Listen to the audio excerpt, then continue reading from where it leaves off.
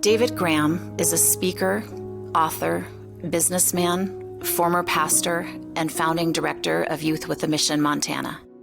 He is also the author of the song, In Moments Like These. This song appropriately describes this podcast, which is a short, biblically based, and encouraging devotional influenced by David's lifetime of personal moments. These moments are shared with a heart to encourage and inspire you to see Him, our Heavenly Father, at work in your own moments. I know this is David's heart in sharing, because he has spent my lifetime speaking hope and encouragement into my own heart. If you would, take a few minutes and listen today. I am really proud of the things that he has done throughout his life, but what I am most proud of and grateful for is for the kind of daddy he has been to me.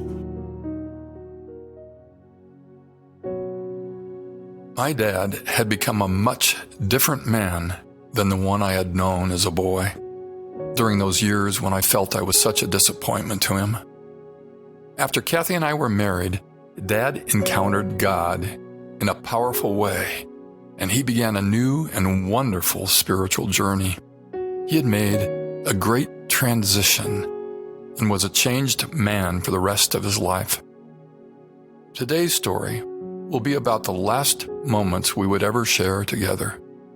Although sorrowful moments, they were wonderful moments because of the amazing things that God had done in both of our lives. I'll get back to that story in a minute, but first, let me step back to where I left off last week. As a result of a vision in a desert and a dream of a palace, which I described in our last two episodes, I experienced what I would call a great transition. In the course of one 24-hour period in 1982, I had begun a new life, a life with new significance, new peace, and new purpose. I had finally come to understand and embrace the biblical truth that being a Christian, a follower of our Savior Jesus, meant that I was a son, not a religious person, a son of our Father in heaven.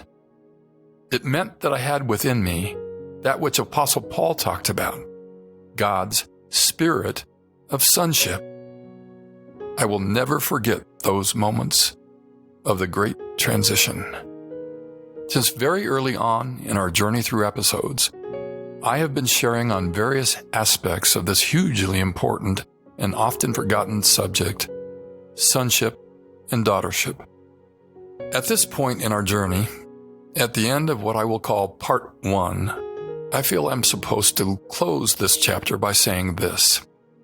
If the concept of the spirit of sonship or daughtership is registering with you, and if you desire to move from where you are into the place where you confidently know your position as one of the Father's children, then the next step is to take action. So, dear friend, I'd like to suggest a couple things you can do, some responses you can make as you begin or continue in your own transition. Not all these responses may be applicable in your situation, and there may be other things the Holy Spirit brings to your mind. Pray and ask Him to help you know what applies and how you should humbly respond to your Father in heaven. For example, perhaps you may need to ask the Father for His forgiveness for living in a spirit of independence. Or maybe you need to ask forgiveness for improper dependency upon others instead of upon Him. Perhaps you're still harboring anger or bitterness toward caregivers in your past. Your Father wants His children to be free from the prison of anger and bitterness. Though we may think we are in control, we're not. In reality, bitterness has us locked up and under its control, and we remain prisoners long after our caregivers have moved on. Forgiveness is the key to the prison door. Now, it may take a while to feel a complete emotional release, but freedom begins by making a choice to forgive. I urge you to forgive, just as Jesus, by an act of His will, forgave those who were crucifying Him. I promise you, peaceful feelings will eventually come and stay. And here's an issue that millions of people struggle with. Given the ugly things that are happening on the earth right now, today, this issue is certainly surfacing as a result. And it's this. Many folks, both inside and outside of Christianity, harbor negative judgments against God, sometimes subconsciously, thinking He is to blame for all their bad experiences. In reality, it's mostly human choices that have created suffering. God gave man freedom of choice, which is what makes humans such significant beings. Therefore, God is not free to interrupt all the choices of man, or He would end up destroying man's significance and freedom. Instead, God's strategy has been to secure an abundant inheritance for His children by means of His remarkable sacrificial plan, all the while keeping man's freedom of choice and significance intact. But I still hear Christians and non-Christians alike ask the question, how could God allow that?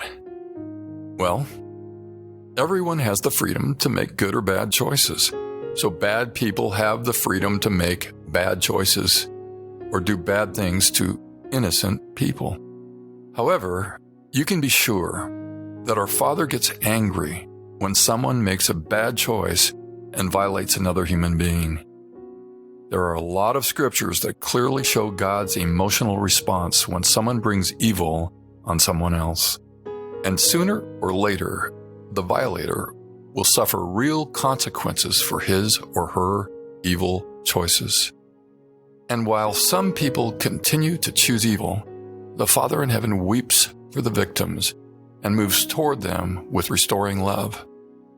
Whether here on earth or in heaven, the Father will demonstrate His care, compassion, power, and justice for every victim that has ever lived, because the Heavenly Father is absolutely on their side. Perhaps you realize now that you've held unwarranted feelings of mistrust toward the Heavenly Father, feelings that have prevented you from even wanting to be His child. If this is the case, you can experience real freedom from these feelings by asking His forgiveness. In your own words, your prayer could start something like this: Father, please forgive me for my mistrust in you. You'll know what else to say. After you have spoken, He will embrace you with forgiveness and comfort. That's what a good Father does. Dear friend, there's something more I would urge you to do. If you've already done this, maybe do it again anyway, as a reminder to yourself.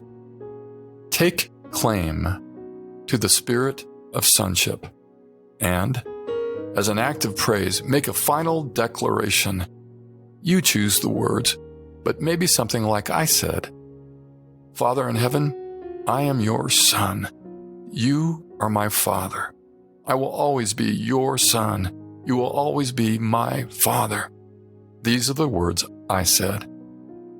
And the peaceful feelings came, and the peaceful feelings stayed. Those feelings were with me on a clear and cool night in 2000, as I turned to look out the window of my dad's bedroom and viewed the last goodbye glow of the Montana evening sunset. After a few moments of pondering, I turned back to once again study the face of my dying father, who lied unconscious and motionless on his side near the edge of his small bed. His eyes were closed. His mouth was slightly open. Sitting with me in the room were my three sisters, Linda, Christine, and Laura. My Michelle was there next to me as well. My mom and Kathy had left the room momentarily. The five of us who remained were silent as we watched him. As I said at the beginning, this father of mine was a very different man than the one I knew growing up. The man lying there on the edge of the bed was a complete treasure to me. For the last 18 years, Dad and I had spent many summer days together on Flathead Lake in his old pontoon boat, fishing for the elusive kokanee salmon, or sitting next to each other in his faithful old golf cart, while enjoying our very favorite pastime, or gathering with family for barbecues and get-togethers. Throughout those times, we shared countless warm conversations, a lot of laughter, sometimes tears, and hugs. We had grown to love each other as much as any dad and son could love. And none of this would have been possible without two great transitions. A Father in heaven had brought a dad and son together. And now was the moment when we would be parting. Suddenly, Dad began breathing heavily, and, to our surprise, for the first time in 3 days, he opened his eyes. I moved my chair in as close as I could. Linda moved to sit on his bed and put her hand softly on his side. Michelle now stood quietly behind me with her hands on my shoulders. I took hold of his bony hand and we stared into each other's eyes. I couldn't help but wonder what he was thinking. And then my thoughts were that I was so amazed with this dad of mine, who was so full of faith. He had battled his cancer with such bravery and integrity, and now he had won. In those final moments, I leaned forward, hoping he would understand. I said, "Dad, I'm very proud of you." As he looked at me with love, my dad's last rasping words on earth were, "I proud you." Then he looked up at Michelle and smiled endearingly. After a moment or two, something caught his attention above Michelle's head, and he began gazing up at the ceiling with a look of awe and astonishment on his face. He was as wide-eyed as I'd ever seen him. Someone very special had come for him. He took one last breath, closed his eyes, and he walked up the road to our Father's house. It occurred to me sometime later that the visitor who came to take Dad had waited just long enough to let him speak those last words of validation to me. I now understand that another Father, the Heavenly Father, wanted to remind me of how he felt too. Dear friend, in thinking of how to close this episode, I clearly felt our Father tell me to tell you something. Right now, as you take your own personal steps with him down the path of a great transition, he is very proud of you. Thank you, dear Father, for thinking of us and for loving us the way you do. Amazing. Just amazing. And now I pray that you give this dear one those very peaceful feelings. Let it be. You've been listening to In Moments Like These with David Graham. If you'd like to contact David or find out more information about In Moments Like These, please visit InMomentsLikeThese.com.